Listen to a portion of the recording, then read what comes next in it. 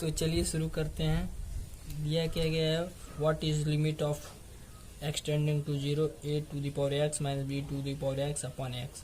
देखिए हम अगर डायरेक्ट एक्स की वैल्यू जीरो पुट करते हैं तो देखिए डिनोमिनेटर जीरो हो जाएगा।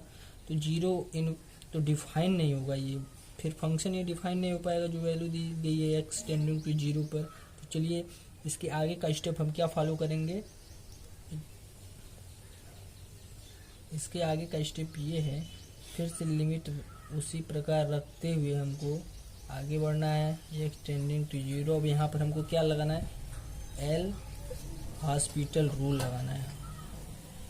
हॉस्पिटल रूल लगाना है। तो यहाँ एल हॉस्पिटल रूल क्या है, ऊपर का डिफ्रेंशिएशन करेंगे और नीचे का डिफ्रेंशिएशन करेंगे अलग अलग। तो देखिए ए टू द पावर एक्स का डिफ्रेंशिएशन क्या होता है, A to the power X log base E रहता है और फिर ए आ जाता है। और B to the power X का B to the power X log B हो गया। और नीचे का डिफ्रेंशिएशन क्या हो गया, वन हो गया, एक्स का वन हो गया। एक्स के सापेक्ष कर रहे हैं तो देखिए अब वैल्यू हम पुट कर सकते हैं। तो देखिए नीचे से एक्स गायब हो गया, वन आ गया। तो यहाँ एक्स की वैल्यू पुट करेंगे तो यहाँ जीरो नहीं होगा, तो ये वैल्यू डिफाइन हो जाएगी। तो चलिए एक्स की वैल्यू पुट करते हैं। तो देखिए ए टू द पावर जीरो होगा, यहाँ लॉग ए होगा, यहाँ b to the power zero log b होगा। देखिए ए टू द पावर जीरो कोई भी संख्या के पावर रहता है, कोई भी संख्या के पावर रहता है तो उसकी वैल्यू क्या आती है, वन। तो देखिए वैल्यू वन हो गई। तो यहाँ हो गया log a, one into log a minus one into log B हो गया। अब देखिए यहाँ पर क्या होता है, तो देखिए फार्मूला आप लोग जानते हैं, लॉग ए माइनस बी का क्या होता है, लॉग ए बट्टे बी होता है। तो लॉग यहाँ से वैल्यू क्या आ जाएगी, लॉग ए बाई बी। तो देखिए जो भी ऑप्शन है ये सही होगा, इसके आंसर आ गया लॉग ए बाई ए। तो यहाँ पर आपको ध्यान रखना है कि एल हॉस्पिटल रूल लगाना इस तरह के क्वेश्चन में जिसमें हम डिनोमिनेटर की वैल्यू एक्स कुछ भी दिया हो, जब हम वैल्यू पुट करेंगे लिमिट रखेंगे तो जीरो आए तो अब हमको एल हॉस्पिटल रूल लगाए। तो इस प्रकार के क्वेश्चन को सॉल्व करने के लिए इस मेथड का प्रयोग करते हैं। तो चलिए और भी क्वेश्चन देखते हैं।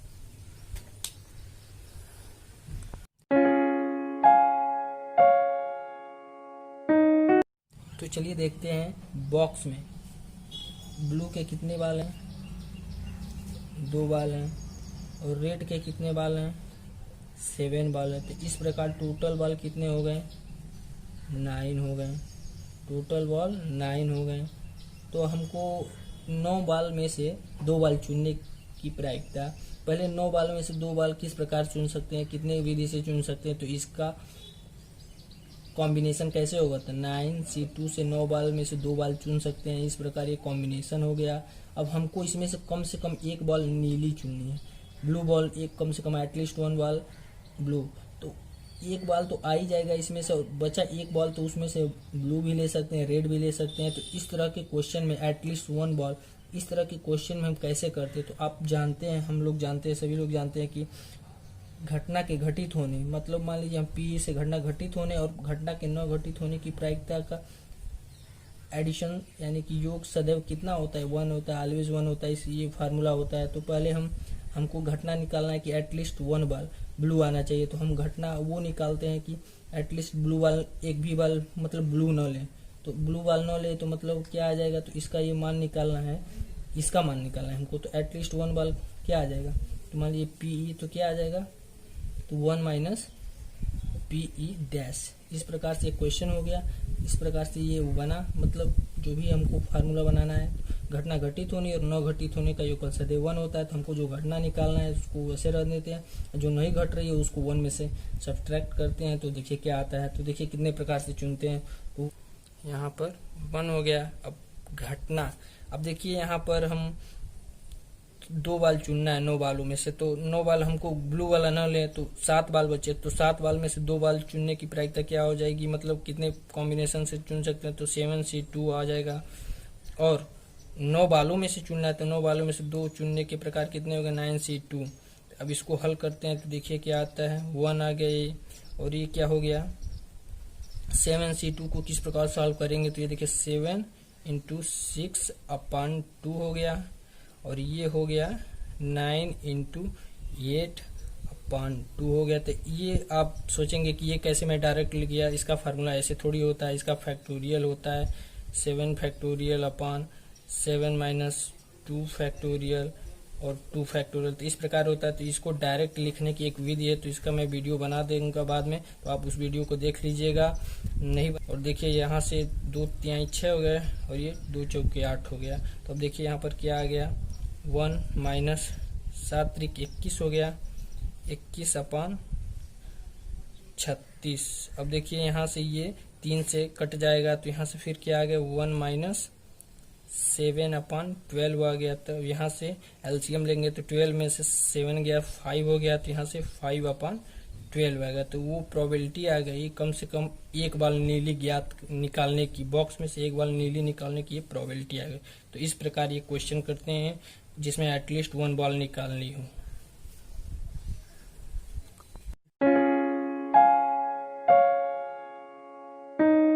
चलिए एक क्वेश्चन और देखते हैं। दिया गया क्या है, dy by dx equal to e to the power x minus y into e to the power y minus x minus e to the power y। ये क्या है, अवकल समीकरण है, इसका हमको हल निकालना है। तो इसका हल कैसे निकालेंगे, तो देखिए हम क्या कर सकते हैं यहाँ पर, तो देखते हैं हल क्या होता है। इसको ऐसे लिखते हैं dy by dx equal to, इसको 2 पार्ट में तोड़ सकते हैं, जैसे क्या लिख सकते हैं, e to the power x लिख सकते हैं और e to the power minus y. अब इसको भी 2 पार्ट में कर सकते हैं, e to the power y लिख सकते हैं, e to the power minus x, और ये तो अकेला है अपना। अब देखिए क्या करना है इसमें से, इसके बाद dy बाई dx करते हैं, इसके बाद e to the power x को अंदर ले जाते हैं और e to the power y को बाहर लाते हैं। तो क्या होगा, e to the power minus y पहले से है, और e to the power y को बाहर लाएंगे, यहाँ से भी यहाँ कॉमन हो जाएगी e to the power y, और e to the power x को अंदर ले जाते हैं, e to the power x, और already e to the power minus x है, फिर क्या हो जाएगा e to the power x। इसका सॉल्व करते हैं तो देखिए ये माइनस और ये प्लस है, तो ये दोनों घात जुड़ जाते हैं, घातों का जुड़ता है, घातों का जो अंक है वो जुड़ता है। तो यहाँ पर देखिए क्या होगा, dy बाई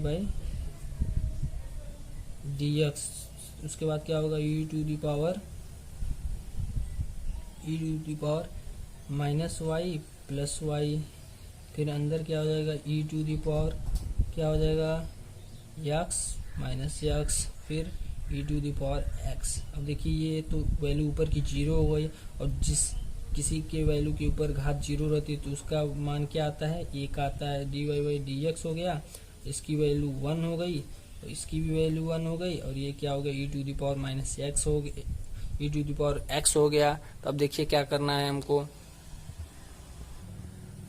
अब हमको यहाँ से क्या करना है, ट्रांसफर करना है, dx को उस साइड करते हैं, dy को इसी साइड रहने देते हैं। तो dy बाई dy इंटू 1 हो गया minus e to the power x हो गया इंटू dx। अब दोनों तरफ हमको इंटीग्रेट कर देते हैं, मतलब समाकल का इक्वेशन नोटेशन लगा देते हैं। तो dy हो गया, इंटीग्रेशन हो गया 1 minus e to the power x into dx।